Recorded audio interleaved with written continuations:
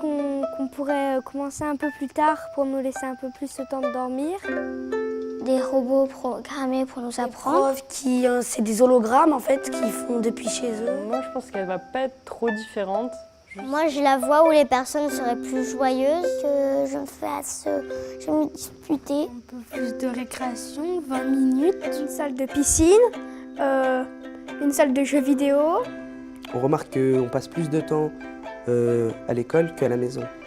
Je me dirais que pourquoi pas en fait intégrer l'école à la maison. En fait. Trop favoriser les écrans et tout le numérique, mais vraiment garder le côté vraiment apprentissage avec un professeur. Et c'est encore important d'aller à l'école, à mon sens. Ouais. Ce serait une école qui laisserait la place à chacun pour développer sa propre personnalité, qui n'ait pas seulement pour but de nous mettre dans des boîtes, entre guillemets.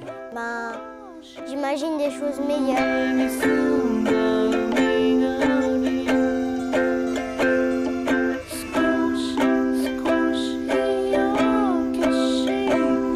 Parce que, en fait, la parole des élèves n'est pas assez entendue. Effectivement, cette parole-là, si on ne l'entend pas, on passe de toute façon à côté de n'importe quel changement. Pour répondre aux besoins précis d'une population scolaire, l'établissement est le meilleur lieu, mais ça nécessite une réelle autonomie qui n'existe pas vraiment. C'est la première fois dans l'histoire de l'éducation que l'école est en retard sur la société. Alors ça interroge fortement. L'enjeu, c'est de préparer des professionnels de l'éducation, et pas seulement de l'instruction, pour enseigner au XXIe siècle, pour être à la hauteur des enjeux du XXIe siècle. Pour entrer aussi dans le dialogue avec les élèves pour pouvoir changer l'école. Je pense que dans le code déontologique, il devrait y avoir l'obligation de se poser la question de l'avenir de l'école. Et les chefs d'établissement souvent sont assez solitaires dans leur travail parce qu'il y a une notion de responsabilité, ils sont seuls responsables. Sortir de cette solitude, travailler en équipe, en réseau, réfléchir et échanger. Comment on fait ? Eh bien déjà, on a une conception large du métier d'enseignant. Pas seulement rattaché à sa seule discipline, mais une conception qui se préoccupe de toutes les dimensions. Accompagner les élèves, les soutenir, travailler avec ses collègues en concertation, alors que le métier d'enseignant est bien souvent vécu comme trop solitaire. Donc c'est tout cela qu'il s'agit de développer pour répondre aux enjeux de l'école d'aujourd'hui et de demain. Il faut créer des petits groupes qui vont permettre de désinhiber la parole et ensuite, à partir de là, proposer un certain nombre de pistes importantes pour justement mettre en route cette énergie, on va dire.